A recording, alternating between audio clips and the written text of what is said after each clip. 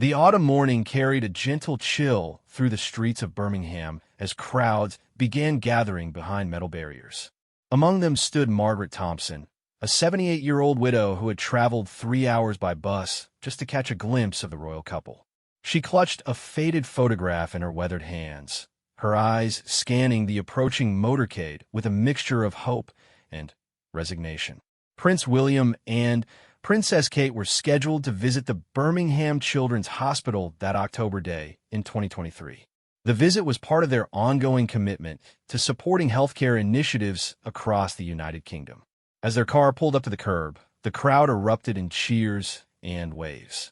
Margaret pressed closer to the barrier, though she knew the chances of the royals noticing her among hundreds of people were slim. The couple emerged from their vehicle with practiced grace. Kate wore a burgundy coat dress that caught the morning light, while William appeared in his characteristic navy suit. They began their walk toward the hospital entrance, pausing to accept flowers from children and exchange pleasantries with the front row of spectators. Protocol dictated they maintain their schedule, but something about this particular morning would prove different. As William passed the section where Margaret stood, his trained eye caught something unusual. The elderly woman wasn't waving or calling out like the others. She simply held her photograph against her chest, tears streaming silently down her cheeks. Years of public service had taught William to notice the quiet ones, the people who carried deep stories but never demanded attention. He paused mid-stride, causing his security detail to adjust their positions slightly. Kate, attuned to her husband's movements after years of marriage, followed his gaze. She saw Margaret too, noting the woman's modest clothing and the careful way she protected the photograph from the pressing crowd. Without exchanging words, the royal couple made a synchronized decision. William touched his wife's elbow gently, and together they changed direction, walking directly toward Margaret. The crowd's excitement intensified, but the couple's focus remained on the elderly woman who now looked up in disbelief. "Good morning," William said softly, his voice carrying the warmth that had endeared him to millions. "I couldn't help but notice you standing here so patiently." Margaret's lips trembled as she tried to respond. Her voice came out as barely a whisper. "Your Highness, I didn't expect." Kate stepped closer, her natural maternal instincts evident in the way she reached out to steady Margaret's shaking hands. "What's your name?" she asked gently. "Margaret Thompson, Your Highness. I'll come from Nottingham." "That's quite a journey," William observed, his eyes kind. "What brings you here today?" Margaret's fingers tightened around the photograph. For a moment, she seemed unable to speak. The crowd around them had grown quieter, sensing something meaningful was unfolding. Camera phones were raised, but the moment felt too intimate for the usual frenzy of royal appearances. "My grandson," Margaret finally managed. "He's in the children's hospital. Has been for 3 months now." Kate's expression softened further. As a mother herself, she understood the unique agony of watching a child suffer. "What's his name?" "Charlie. He's 8 years old." Margaret's voice grew stronger as she spoke about her grandson. "He has leukemia. The doctors here have been wonderful, but it's been so hard on him. On all of us." William glanced at the photograph Margaret held. "May we see?" With trembling hands, Margaret showed them the picture. It depicted a bright-eyed boy with a mischievous grin, clearly taken before illness had marked him. He wore a football jersey and held a trophy, radiating the natural joy of childhood. "He looks like a fighter," William said with genuine admiration. "Is he a football fan?" "Oh, yes." Margaret's eyes lit up despite her tears. "Manchester United through and through. Never misses a match on the telly when he's feeling up to it. Even in hospital, he insists on wearing his jersey on match days." Kate smiled warmly. "Our George is the same way about football. It's amazing how sports can lift their spirits, isn't it?" The connection was instant and real. For a moment, titles and protocols faded away. They were simply adults united by their love for the children in their lives. Margaret found herself sharing more about Charlie, his love for dinosaurs, his determination to keep up with his schoolwork despite the treatments, his protective attitude toward his younger sister who visited every weekend. "He sounds absolutely wonderful," Kate said. You must be very proud of him. I am, Margaret confirmed, wiping fresh tears. But I'm so worried. The treatments are taking their toll, and he's been asking difficult questions about whether he'll get better, about why this happened to him. I don't know what to tell him anymore. William and Kate exchanged a meaningful glance. Their schedule was tight, packed with official duties and timed appointments. But some moments transcended schedules. Some moments demanded humanity over protocol. Margaret, William began carefully. I know our visit today is focused on the new wing of the hospital, but would Charlie like visitors? Margaret's eyes widened. Your Highness, I couldn't possibly ask. You're not asking, Kate interjected gently. We're offering. If it would help Charlie, and if the hospital permits it, we'd be honored to meet him. The crowd around them had grown completely silent. Even the ever-present click of cameras seemed to pause as everyone absorbed what was happening. This wasn't part of any official itinerary. This was simply two people reaching out to a grandmother in pain. Margaret struggled to find words. He would be over the moon, but I don't want to impose. You must have so many important things to do today. William smiled, the expression reaching his eyes. Margaret, visiting brave young patients like Charlie is exactly why we're here. It's not an imposition. It's a privilege. The security team, well-versed in adapting to the couple's spontaneous acts of kindness, began quietly coordinating with hospital staff. Within minutes, arrangements were being made to adjust the schedule. The hospital administrators, touched by the gesture, immediately agreed to facilitate the meeting. As they prepared to enter the hospital, Kate turned back to Margaret. Would you like to come with us? I'm sure Charlie would love to have his grandmother there. Margaret nodded, unable to speak through her emotions. A security officer gently helped her past the barrier, and suddenly she found herself walking alongside the future King and Queen of England. The surreal nature of the moment wasn't lost on her, but it paled in comparison to what this would mean for Charlie. The walk through the hospital corridors took on a different quality than typical royal visits. Usually, such tours involve stopping at predetermined points, meeting selected staff, and maintaining a careful schedule. But this journey had a specific destination and a deeply personal purpose. Hospital staff whispered excitedly as the royal couple passed, but professionalism prevailed. Patients and families in the corridors were acknowledged with warm smiles and waves, but the mission remained clear. They were heading to the oncology ward, to room 314, where young Charlie Thompson was fighting his battle. Dr. Sarah Mitchell, Charlie's primary oncologist, met them at the ward entrance. She had been hastily briefed on the situation and was visibly moved. Your Highnesses, this is extraordinarily kind of you. Charlie is one of our bravest patients, but he's been having a particularly difficult week. How is his prognosis? Kate asked quietly, her medical patronages having given her a solid understanding of childhood cancers. Guarded but hopeful, Dar. Mitchell replied honestly. He's responding to treatment, but it's been harder than we anticipated.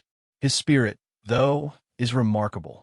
He keeps the entire ward entertained with his jokes and stories. William nodded thoughtfully. Those are the fighters who often surprise us all. As they approached Charlie's room, Margaret grew nervous. I should warn him. He might be overwhelmed. Kate placed a reassuring hand on Margaret's arm. Why don't you go in first? Let him know he has visitors. We'll follow your lead. Margaret entered the room alone, and through the small window in the door, William and Kate could see the moment unfold. Charlie, pale and thin but alert in his bed, looked up as his grandmother entered. His face brightened immediately, though confusion crossed his features when he noticed her tear-stained cheeks. Nan, what's wrong? Why are you crying? His young voice carried through the door. Nothing's wrong, my darling, Margaret assured him. In fact, something quite wonderful has happened. You have some very special visitors who would like to meet you. Is it the therapy dog? Charlie asked hopefully. Dr. Mitchell said maybe today. Even better, Margaret said, moving aside as William and Kate entered the room. The expression on Charlie's face was one that would be etched in the memories of everyone present. His eyes widened impossibly large, his mouth fell open, and for several seconds he simply stared.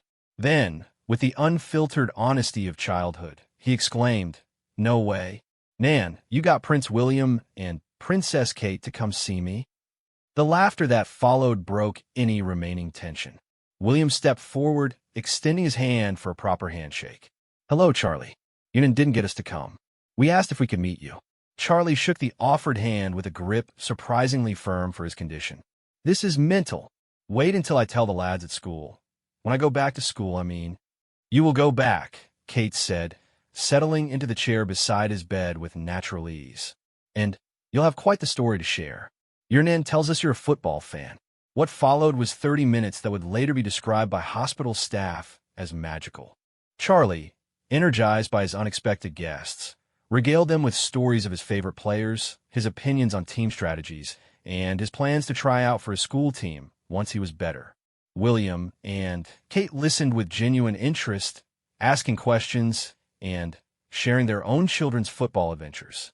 At one point, Charlie grew serious. "Prince William, can I ask you something?" "Of course. Do you ever get scared, even though you're going to be king someday?" William considered the question with the gravity it deserved. "Yes, Charlie. I get scared sometimes. Everyone does. Being brave doesn't mean you're never frightened. It means you keep going even when you are scared." "My mom says that too." Charlie nodded thoughtfully. "But sometimes the scared feeling is really big." Kate leaned forward. "What helps you when a scared feeling gets big?" Charlie thought for a moment. "Nan's stories help. And thinking about playing football again. And my sister Emma makes me laugh even when I don't want to." "Those sound like excellent strategies," Kate affirmed. "You know what else might help? Knowing that there are people all over the country who are rooting for you, who believe you're going to beat this." "Really?" Charlie's voice was small, but hopeful. "Really," William confirmed. "In fact, I think you're one of the bravest knights in the entire kingdom." Charlie giggled at that. "I'm not a knight. I don't have armor or a sword or anything." "Ah, but you do," William countered playfully. "Your armor is your courage, and your sword is your determination. And every knight needs a quest. Yours is to get better so you can show everyone your football skills." The metaphor clearly resonated with Charlie. He sat up straighter, despite the obvious effort it cost him. "Does that make Nan my faithful companion, like in the stories?" "Absolutely," Kate agreed. "And your medical team are like your wise advisors, helping you on your quest." Margaret watched this interaction through tears of a different kind now. The weight she had carried for months, the fear, the helplessness, the desperate need to give her grandson hope, lightened just a little. Seeing Charlie animated and engaged, talking about the future with excitement rather than fear, was a gift beyond measure. As the visit drew to a close, William had one more surprise. He pulled out his phone and showed Charlie a video message from several Manchester United players, recorded just the night before for another charity event. "I think these gentlemen might have some encouraging words for a fellow fan," he said. Charlie's joy was unbounded as his football heroes spoke directly to him, encouraging him to stay strong and promising him a stadium tour when he was well enough. By the time the video ended, Charlie was practically glowing. "This has been the best day ever," he declared. "Even better than Christmas." Kate stood, gently squeezing Charlie's hand. "You keep fighting, brave knight. We'll be checking on your progress." "You will?" Charlie asked hopefully. "Count on it," William assured him. In fact, he whispered something to an aide, who nodded and made a note. "I think we might be able to arrange for some regular updates. Would you like that?" Charlie nodded enthusiastically, then looked at his grandmother. "Nan, can you take a picture? Otherwise, no one will believe this happened." What followed was not the typical formal royal photograph. William and Kate positioned themselves on either side of Charlie's bed, with Margaret joining them. Charlie insisted on wearing his Manchester United jersey over his hospital gown. The picture captured genuine smiles, real connection, and a moment of pure joy in the midst of difficulty. As they prepared to leave, Charlie called out, "Prince William? Princess Kate." They turned back. "Thank you for making me not scared today." The simple honesty of the statement hit everyone present. Kate visibly struggled with emotion, while William cleared his throat before responding. "Thank you for reminding us what real bravery looks like, Charlie." Outside the room, the royal couple took a moment to compose themselves. The hospital administrator approached, clearly moved by what had transpired. "Your Highnesses, that was extraordinary. The impact on Charlie, on Margaret, on our entire ward. We'd like to do more," Kate said decisively. "This visit has shown us how much these personal connections matter. Not just the official openings and ceremonies, but this, taking time for the individuals fighting these battles." William nodded in agreement. "We'll have our team coordinate with you. Perhaps we can establish a more regular program of visits. Not always us, but members of our foundation, athletes, artists, people who can bring a bit of light into difficult days." Dr. Mitchell, who had observed the entire visit, spoke up. "The psychological impact of hope cannot be underestimated in pediatric oncology. What you've done today, it's not just a nice gesture. It could genuinely affect Charlie's treatment response. When children believe they have something to fight for, when they feel valued and seen, it makes a medical difference." Margaret had been quiet since leaving Charlie's room, overwhelmed by the events. Now she found her voice. "Your Highnesses, I don't know how to thank you. I've been so frightened, watching him fade a little more each week. But today I saw my Charlie again. The bright, funny, hopeful boy he was before all this started." "No thanks are necessary," William assured her. "Charlie gave us far more than we gave him. His courage, his humor, his determination. These are the stories that remind us why our work matters." As they walked back through the hospital corridors, word had spread about the unscheduled visit. Staff members lined the hallways, some openly crying at the story they'd heard. Patients and families peered out of doorways, waving and smiling. What had begun as a routine royal visit had transformed into something far more meaningful. Outside the hospital, the crowd remained, now buzzing with accounts of what had occurred. Social media was already lighting up with blurry photos and emotional descriptions of the moment when the royal couple had noticed Margaret in the crowd. The official photographers had captured some of the interaction, but the most powerful images would be those taken by ordinary people who witnessed extraordinary compassion. Before departing, Kate turned to Margaret one final time. "You have our office's contact information. Please keep us updated on Charlie's progress. And Margaret, you're doing an amazing job. Charlie is lucky to have you." Margaret watched as the royal couple returned to their car and continued with their scheduled day. She stood there for a long moment, holding the photograph of Charlie, now joined by the new one on her phone, showing him beaming between William and Kate. She made her way back to Charlie's room, where she found him still buzzing with excitement, recounting every detail to the nursing staff. His energy was the highest she'd seen in weeks. When he spotted her, he grinned widely. "Nan, can you believe that really happened?" Prince William said, "I was brave." And Princess Kate said, "People all over the country are rooting for me." "I can believe it," Margaret said, settling into her usual chair beside his bed. "Because it's all true, my darling. You are brave, and so many people are rooting for you. Do you think they'll really check on me like they said?" Margaret smiled, thinking of the earnestness in William's voice, the genuine concern in Kate's eyes. "I think when the future King of England makes a promise to a brave knight, he keeps it." As the afternoon wore on, the impact of the visit rippled through the hospital. Other young patients asked Charlie about his royal visitors, and he generously shared every detail. The ward that had felt heavy with worry that morning now hummed with hope and excitement. Dr. Mitchell noted in Charlie's chart that his vital signs had improved markedly following the visit. His appetite, absent for days, returned enough for him to eat half his lunch. More importantly, he engaged with his treatment with renewed determination, telling his nurses he had to get better because Prince William was counting on him. That evening, as Margaret prepared to leave for the night, Charlie was fighting sleep but still talking about his adventure. "Nan," he said drowsily, "today was the best day. Even with everything else, today was the best day."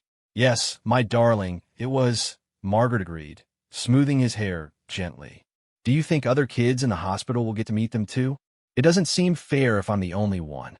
Margaret smiled at her grandson's generous heart. Even in his own struggle, he thought of others. I think the prince and princess are going to make sure lots of children get special visits. You might have started something wonderful today. As Charlie finally drifted off to sleep, Margaret reflected on the day's events. She had come to Birmingham hoping merely to glimpse the royal couple, perhaps to draw some distant strength from their presence. Instead, she had witnessed and been part of something far more profound, a moment of genuine human connection that transcended all boundaries of status and circumstance. The photograph she had clutched so desperately that morning now sat on Charlie's bedside table, propped up so he could see it when he woke. Next to it was the new photograph, the one that captured not just a royal visit, but a moment when compassion overcame protocol, when noticing one person's pain led to an act of kindness that would ripple outward in ways yet to be seen. As Margaret made her way back to the bus station, her phone buzzed with messages from family and friends who had seen the news coverage. But she didn't need to watch the reports or read the articles. She had lived it, felt it, and seen its immediate impact on the most important person in her world.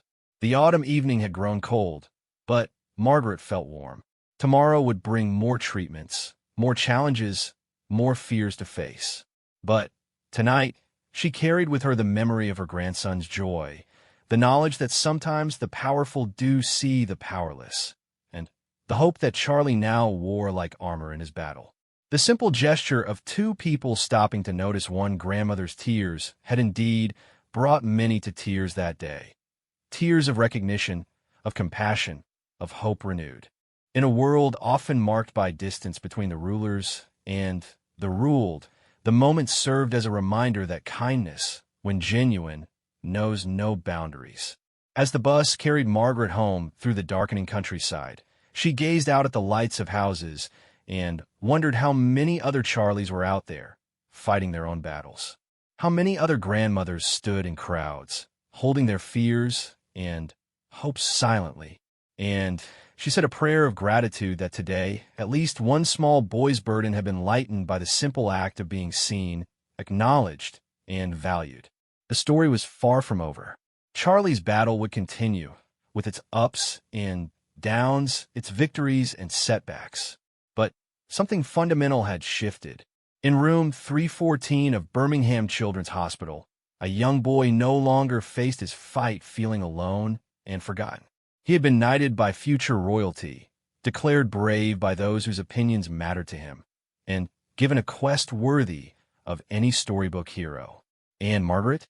She had been given something precious too, the knowledge that her grandson's struggle had been witnessed and honored, that their private battle had touched hearts at the highest levels, and that sometimes, in the most unexpected moments, humanity shines through all our artificial divisions. The news cycle would move on.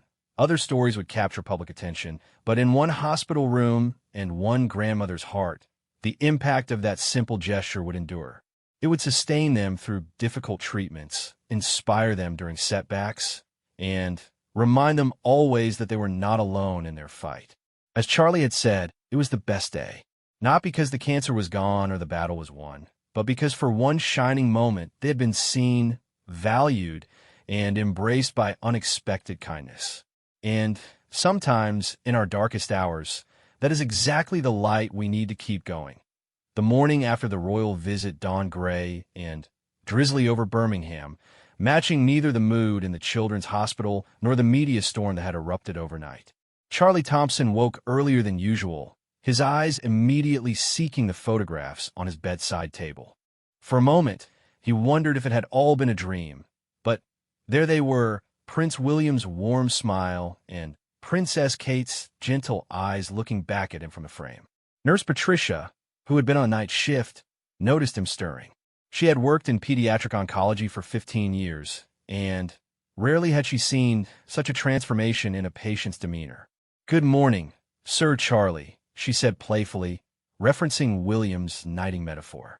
"How's our brave knight feeling today?" Charlie grinned, an expression that had become rare in recent weeks. "I'm ready for my quest," he announced with determination that belied his frail appearance. "Prince William said I have to get better so I could show everyone my football skills." Patricia checked his vitals, noting with satisfaction that his numbers had remained stable through the night. The psychological boost from yesterday's visit was manifesting in tangible medical improvements. Dr. Mitchell had called it remarkable during the evening rounds, suggesting that hope might be as powerful as any medicine in their arsenal.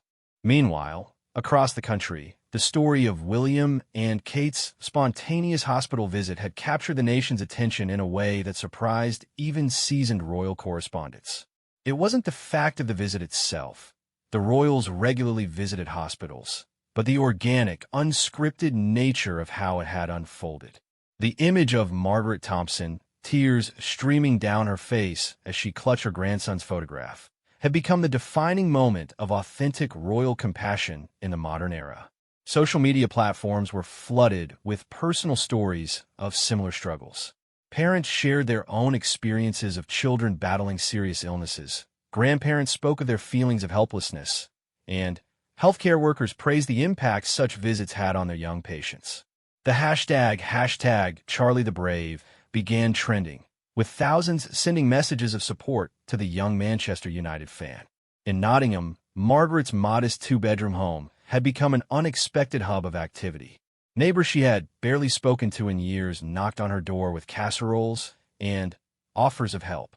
Her phone rang constantly with interview requests from media outlets, all of which she politely declined. Her focus remained singular: Charlie's recovery. Her daughter Sarah, Charlie's mother, had been at work during the royal visit and initially couldn't believe what had happened. She had rushed to Birmingham that evening, finding her son more animated than he'd been since his diagnosis. The change in him was so marked that she had broken down in the hospital corridor, overwhelmed by a mixture of gratitude and renewed hope. "Mom, I've never seen him like this," Sarah confided to Margaret over morning tea in the hospital cafeteria. "Even the doctors are amazed. He ate all his breakfast, first time in 2 weeks, and he's asking about when he can start physical therapy again." Margaret nodded, her own emotions still raw. The princess told him people all over the country were rooting for him. "I think he finally believes he can beat this." Their conversation was interrupted by Dr. Mitchell, who approached with an unusual expression, part excitement, part disbelief. "Mrs. Thompson, Sarah, I've just received a rather extraordinary call. The prince and princess's office has been in touch. They want to establish a regular support program for Charlie and other children in our ward." Sarah's eyes widened. "What kind of program?" Dr. Mitchell sat down with them, still processing the information herself. "From what I understand, they're coordinating with various sports figures, artists, and entertainers who want to make regular visits. Not just one-off appearances, but ongoing connections with the children. They specifically mentioned Charlie's love of football. Apparently, Manchester United's captain wants to video call him before their next match." Margaret clutched her daughter's hand. The ripple effects of yesterday's encounter were expanding beyond anything they could have imagined.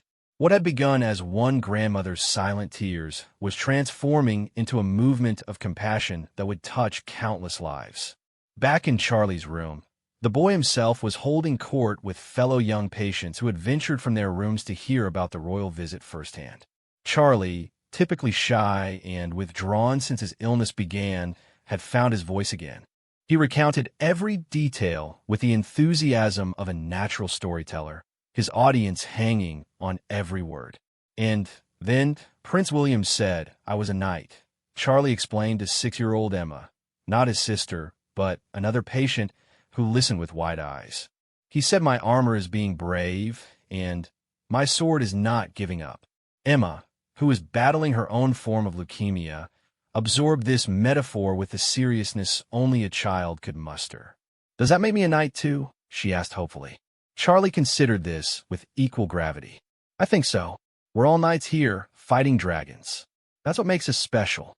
The ward's play therapist, Janet Morrison, observed this interaction with professional interest. In her 20-year career, she had never seen peer support manifest quite like this. Charlie, who had been isolating himself, was now actively encouraging other children. The royal visit hadn't just impacted him. It was creating a positive cascade effect throughout the ward.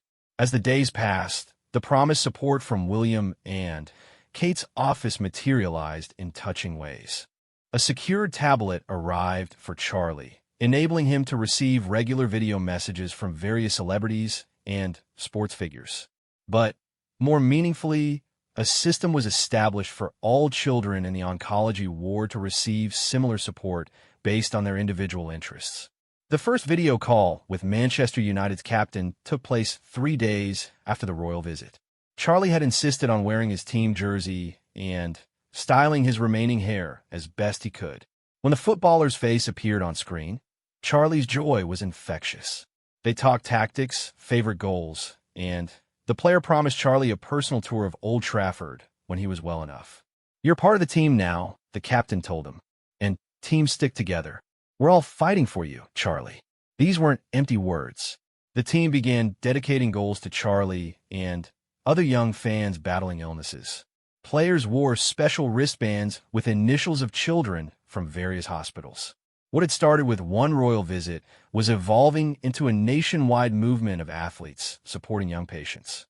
William and Kate, meanwhile, had been deeply affected by their encounter with Charlie and Margaret.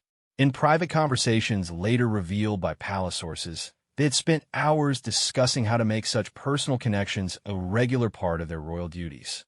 They had always visited hospitals, but Charlie had reminded them that sometimes the most powerful moments came not from the scheduled stops, but from the unplanned human connections.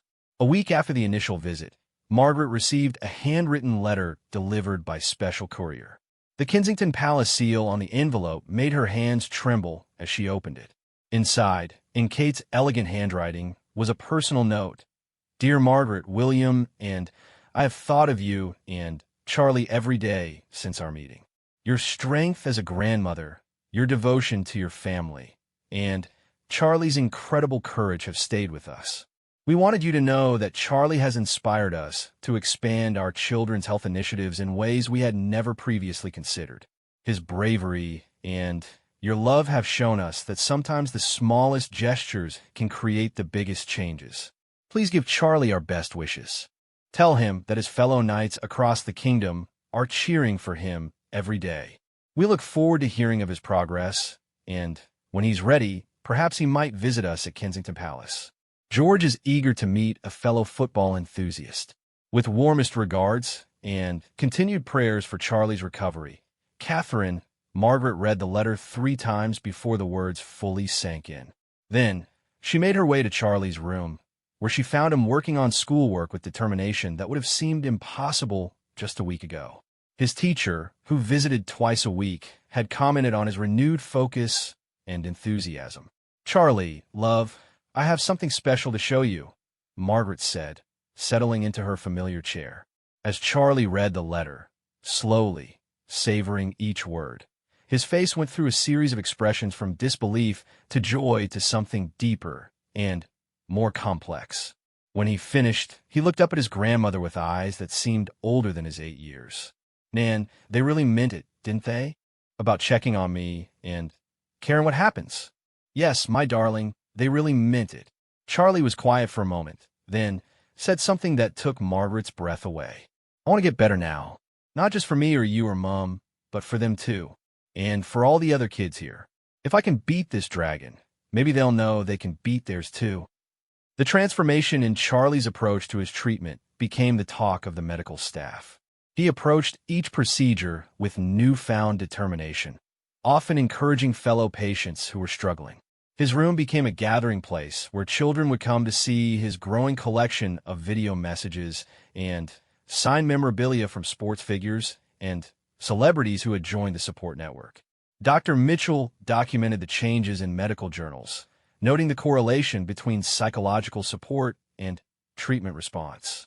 Charlie's blood counts improved, his appetite returned, and, most remarkably, his body began responding to treatments that had previously shown limited effect. While careful to avoid false hope, she privately told Margaret and Sarah that she was cautiously optimistic about his prognosis. The media attention, rather than fading as expected, grew into something more substantial. Major newspapers ran series on childhood cancer, fundraising campaigns sprouted organically, and policymakers began discussing increased funding for pediatric oncology research. Charlie's story had become a catalyst for national conversation about children's health.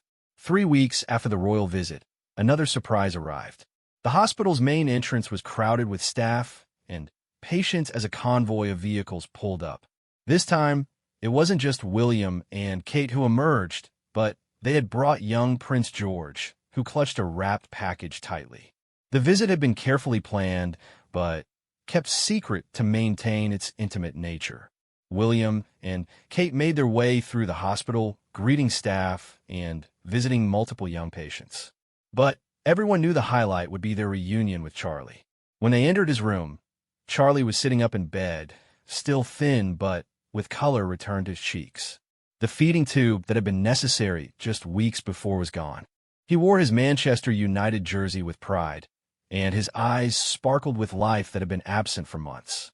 "Sir Charlie," William greeted him formally, causing Charlie to giggle. "I'd like you to meet another football fan. George, this is the brave knight I told you about." Prince George, normally shy in public settings, stepped forward with the confidence of a child on a mission. "I brought you something," he said, offering the package. "My dad said you're very brave, and brave knights should have proper equipment." Charlie opened the package with trembling hands to find a handmade wooden sword, painted silver with his initials carved into the handle. A small note was attached, "For Sir Charlie the Brave, to help you in your quest. Your friend, George." "This is brilliant," Charlie exclaimed, carefully examining the sword. "Did you make this?" George nodded proudly. "With help. Papa said every knight needs a sword. Mine is blue." What followed was a half-hour of pure childhood connection. George and Charlie discussed football with the intensity of professional pundits, debated the merits of different dinosaurs, and even planned imaginary adventures they would have once Charlie was better. The adults in the room watched with varying degrees of emotion as two boys, separated by circumstance, but united by childhood's universal language, became instant friends. Kate spent time with Sarah, offering the kind of mother-to-mother support that transcended social positions. They discussed the challenges of maintaining normalcy for siblings, the guilt that plagued parents of sick children, and the small victories that meant everything. Sarah later described it as one of the most comforting conversations she'd had since Charlie's diagnosis. Before leaving, William took Charlie aside for a private moment. "You're doing brilliantly," he said quietly.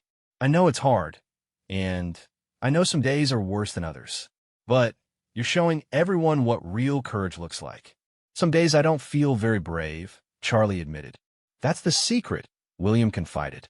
"None of us feel brave all the time, but you keep going anyway. That's what makes you a true knight."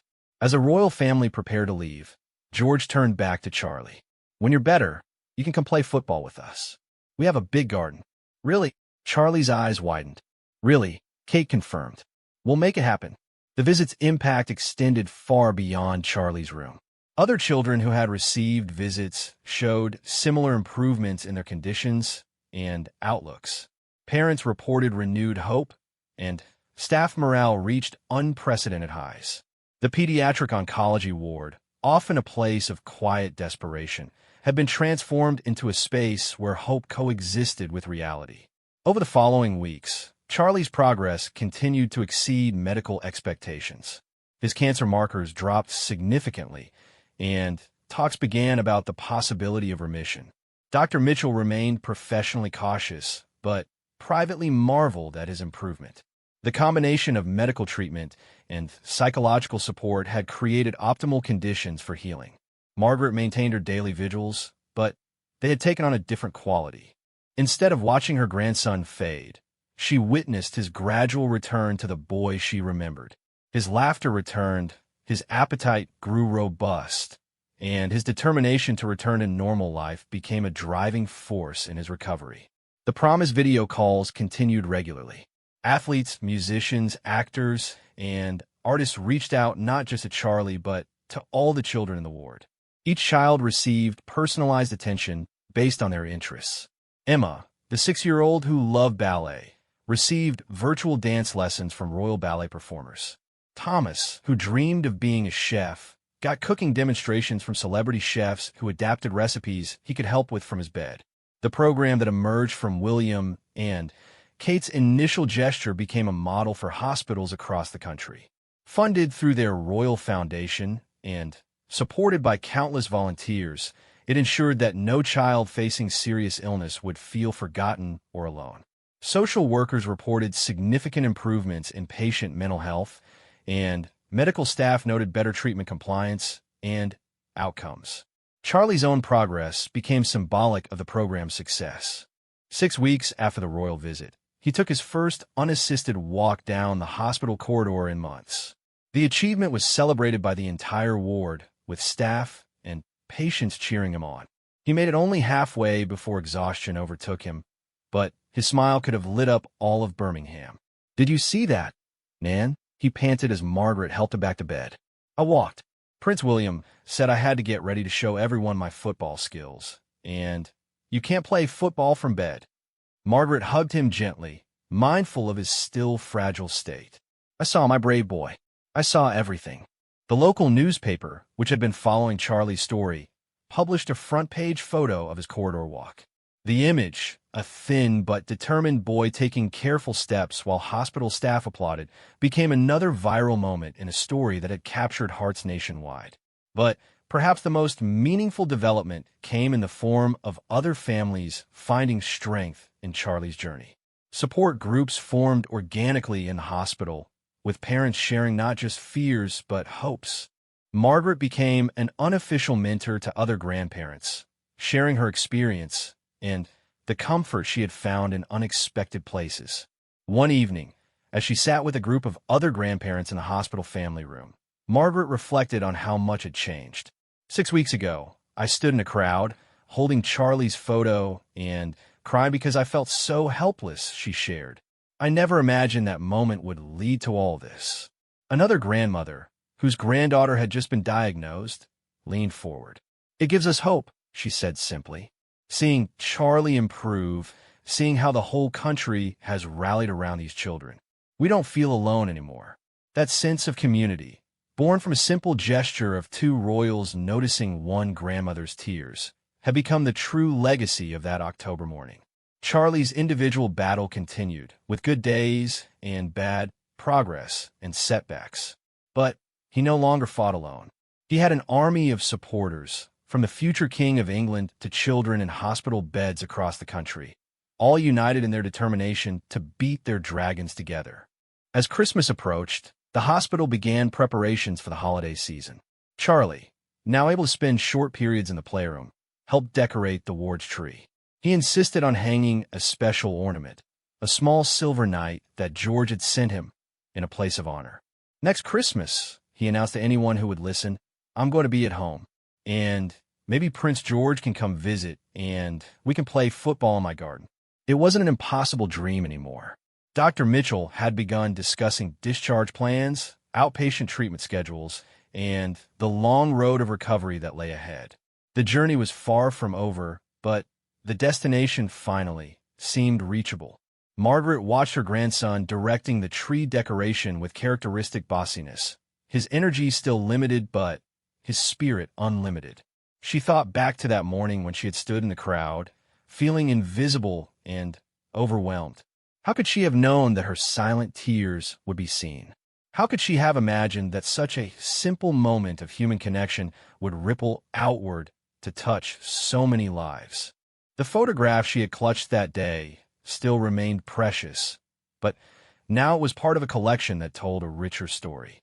Pictures of Charlie with his royal visitors, screenshots of video calls with his heroes, images of him taking those first triumphant steps down the corridor, each one a testament to the power of being seen, valued, and supported in our darkest hours. As evening fell and visitors prepared to leave, Charlie called out from his bed where exhaustion had finally overtaken him. "Nan, do you think Prince William and Princess Kate know how much they've helped?" Margaret smoothed his hair, thinking of the letters she had been composing in her head, trying to find words adequate to express their gratitude. "I think they do, sweetheart. But we'll make sure to tell them." "Good," Charlie murmured sleepily. Because they didn't just help me. They helped everyone. Outside Charlie's window, Birmingham sprawled under winter skies. Somewhere in the city, other children faced their own battles. Other grandparents kept their own vigils. Other families struggled with fear and hope in equal measure. But something had shifted in the pediatric oncology ward of Birmingham Children's Hospital. What had once been a place where families faced their darkest fears and isolation had become a community of support, hope, and shared determination. The simple gesture of two people stopping to acknowledge one person's pain had created waves of compassion that continued to spread. In boardrooms, policymakers discussed increased funding for childhood cancer research. In sports stadiums, athletes dedicated their performances to young fans fighting for their lives. In theaters and concert halls, artists found new purpose in bringing joy to hospital wards. But most importantly, in room 314 and dozens of rooms like it across the country, children who had felt forgotten by the world outside their hospital walls knew they were seen, valued, and cheered on by an entire nation. They had been given the most powerful medicine of all, hope, delivered through the simple gesture of human kindness. Charlie's fight would continue through the winter months, with chemotherapy cycles, blood tests, and the constant vigilance that cancer demands. There would be setbacks that tested his newfound determination and moments when even his knight's armor felt too heavy to bear. But he would never again face those moments feeling alone or unseen. And Margaret, the grandmother whose tears had started it all, had discovered that sometimes our moments of greatest vulnerability can become catalysts for extraordinary change.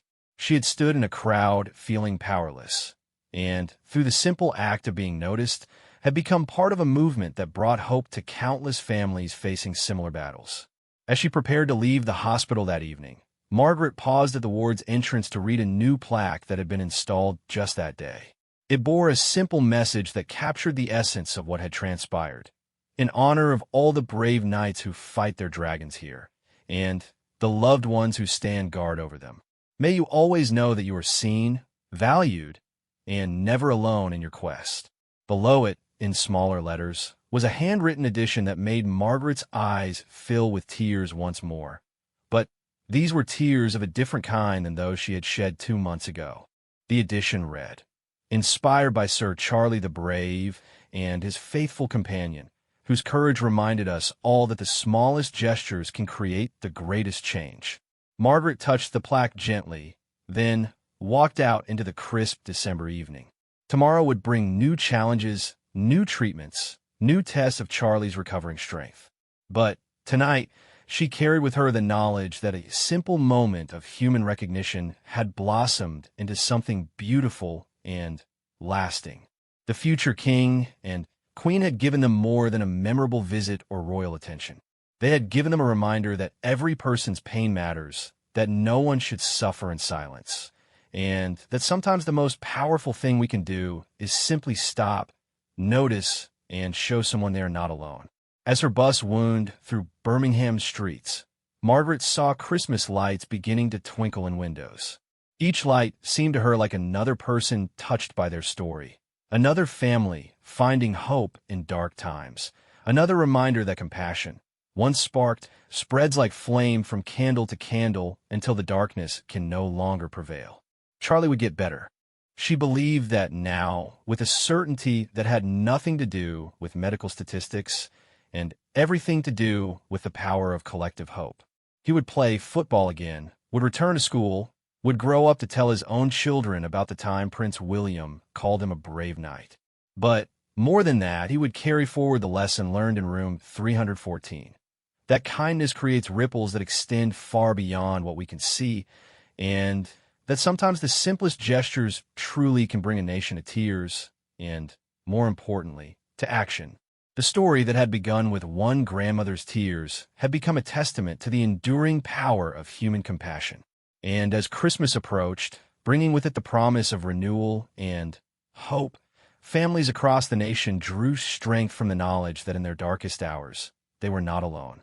They were part of a community of brave knights and faithful companions, all fighting their dragons together, supported by the simple but revolutionary idea that every person's struggle deserves to be seen and honored.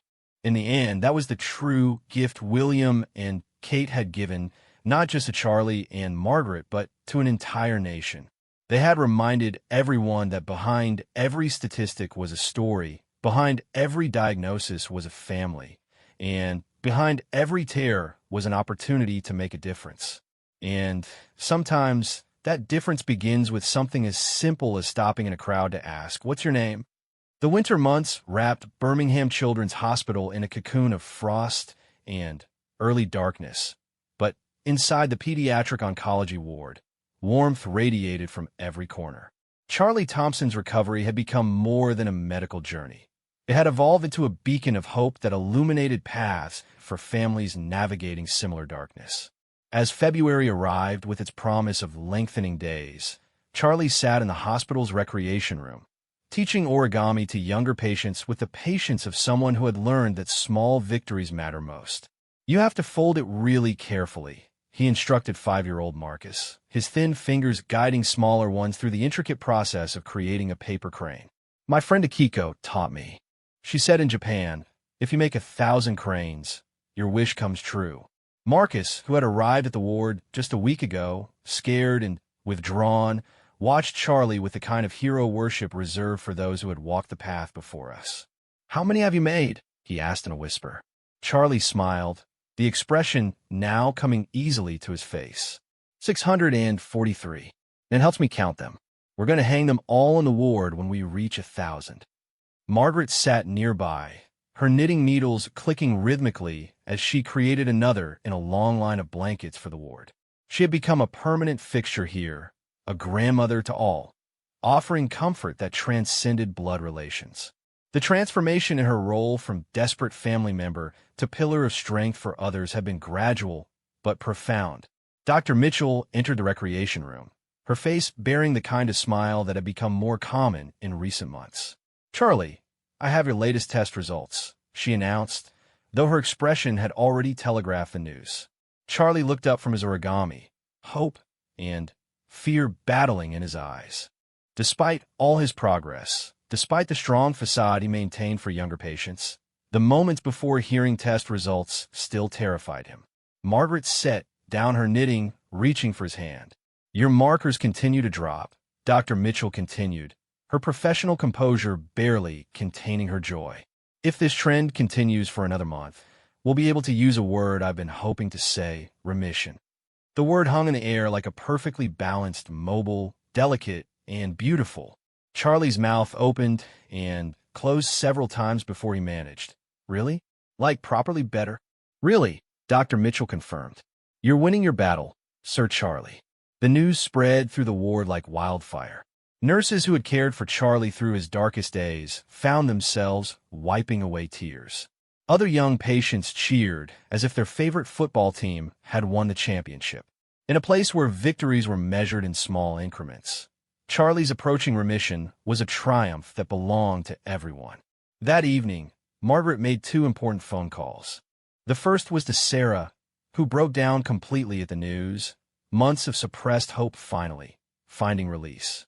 The second was to a number she had been given months ago, but had used sparingly, understanding the weight of such access. The phone was answered by a secretary at Kensington Palace. "This is Margaret Thompson," she said, her voice steady despite her emotions. "I'm calling about Charlie. Prince William and Princess Catherine asked to be kept informed of his progress."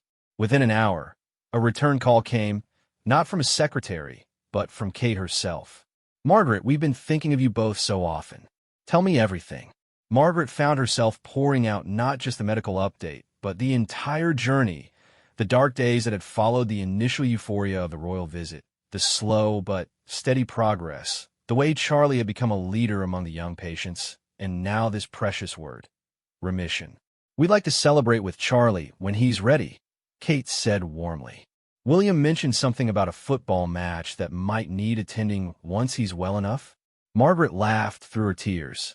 "He's been planning his return to football since the day you visited. I think he's mentally designed an entire season's worth of plays. Then, we'll make sure he gets to use them," Kate promised. "And Margaret, What you've done, what you've become for that ward, it's extraordinary. You've turned your pain into purpose." After the call ended, Margaret sat in the quiet of the family room, reflecting on Kate's words. She thought of all the grandmothers she had comforted, the parents she had guided through their first terrifying days, the children she had sat with during treatments when their own families couldn't be there. Somewhere along the way, her grief had indeed transformed into purpose. The following weeks took on a quality of cautious celebration. Charlie's treatment continued, but with adjustments that reflected his improving condition. Physical therapy intensified as his body grew stronger, and occupational therapy began preparing him for the return to normal life that now seemed achievable rather than aspirational. One particularly meaningful session involved Charlie working with the hospital's educational coordinator to catch up on missed schoolwork. For months, academic concerns had taken a back seat to survival. Now, the prospect of returning to his classroom drove Charlie to tackle mathematics with the same determination he had brought to fighting cancer. "I can't go back to school and not know my times tables," he explained to Margaret with utmost seriousness. "What will my mates think?" It was such a beautifully ordinary concern that Margaret had to excuse herself, ostensibly to refill her tea, but really to cry tears of gratitude in the corridor. The luxury of worrying about times tables, how she had longed for such simple problems. The origami crane project had captured the imagination of the entire hospital. Staff members learned to fold cranes during their breaks. Families contributed from home, and even some of the younger doctors could be found creating paper birds between rounds. The display grew daily, a physical manifestation of collective hope. Charlie appointed himself chief curator of the project, carefully stringing each crane and deciding on placement. He insisted that every crane be labeled with the name of its creator, transforming the display into a tapestry of support that included everyone from the hospital's chief executive to the youngest sibling of a patient. "Everyone who helped should be remembered," he explained to a visiting journalist who was documenting the story. "When other kids come here feeling scared, they can look at all these names and know that loads of people care about them." The journalist, a hardened professional who had covered conflicts and tragedies worldwide, later admitted that interviewing Charlie had moved her more than any story in her career. The resulting article, published nationally, brought another wave of support and attention to the pediatric oncology ward. As March arrived with its tentative spring promises, Charlie faced his most significant milestone yet, a trial period at home. The prospect filled him with equal parts excitement and anxiety. The hospital had become his world for so long that leaving, even temporarily, felt like stepping off the edge of the known universe. Kate must have sensed this anxiety, because another handwritten letter arrived the day before his planned discharge. This time, it was addressed to Charlie directly. "Dear Sir Charlie, William, and I heard the wonderful news about your upcoming adventure home. We know it might feel a bit scary to leave the hospital after so long, but remember, brave knights are brave precisely because they face new challenges even when they're frightened. Your Nan tells us you've been working hard on your studies and your physical therapy. We're so proud of how you've not only fought your own battle, but helped so many other children fight theirs. You've shown that true nobility isn't about titles or crowns. It's about lifting others up when they need it most. George is very excited about the possibility of that football match we discussed. He's been practicing extra hard and says to tell you he's learned some new moves to share. Remember, going home doesn't mean your quest is over. It's just a new chapter in your adventure, and you have an entire kingdom cheering you on. With love and continued admiration, Catherine, William, and George P.S." George wanted me to add that he's been making origami cranes too. He's not very good at it yet, but he's determined to contribute to your 1,000. Charlie read the letter so many times that Margaret worried he might wear out the paper. He carried it with him on discharge day, tucked safely in the pocket of his new jacket, a size larger than what he had worn into the hospital, accounting for the growth that continued despite his illness. The send-off from the ward was emotional beyond description. Staff members who had maintained professional boundaries for months found themselves openly weeping. Fellow patients created a corridor of honor, holding up their own origami cranes as Charlie walked through, no longer the fragile boy who had arrived by ambulance, but still bearing the marks of his journey. Dr. Mitchell pulled Margaret aside for a final conversation. "What you've witnessed, what you've been part of, it's changed how we approach treatment here," she said. "The psychological support network that grew from that first royal visit has become integral to our care model. Charlie's recovery isn't just about medication. It's about what happens when a community refuses to let a child fight alone." The drive home felt surreal. Charlie pressed his face to the car window, drinking in ordinary sights of Birmingham with the wonder of someone seeing them for the first time. Every detail fascinated him. People shopping, children playing in parks, dogs being walked. The mundane world he had taken for granted before his illness now shimmered with possibility. His bedroom had been deep cleaned and slightly rearranged to accommodate his ongoing needs, but his mother had been careful to preserve its essential character. His football posters remained on the walls, his books lined the shelves, and his collection of action figures stood guard on the dresser. Charlie stood in the doorway for a long moment, as if trying to reconcile the boy who had last slept here with who he had become. "It's smaller than I remembered," he said finally, not with disappointment, but with the observation of someone whose world had expanded far beyond these four walls. That first night home, Charlie struggled to sleep. The sounds were different from the hospital's constant hum of machines and midnight check-ins. Margaret, staying over to help with the transition, found him sitting by his window at 2 in the morning, looking out at the street. "Can't sleep, love?" she asked, wrapping a blanket around his shoulders. "It's so quiet," Charlie explained. "I keep thinking I should check on Marcus, make sure he's okay. And then I remember I'm not there." Margaret understood. The bonds formed in that ward transcended typical friendships. "We can visit him tomorrow if you'd like. I'm sure he'd love to see you." Charlie nodded, then asked the question that had clearly been troubling him. "Nan, what if I get sick again? What if it comes back?" It was the fear that lurked beneath every celebration, every milestone. Margaret had wondered when Charlie would voice it, this mature understanding that victory over cancer was often temporary, always conditional.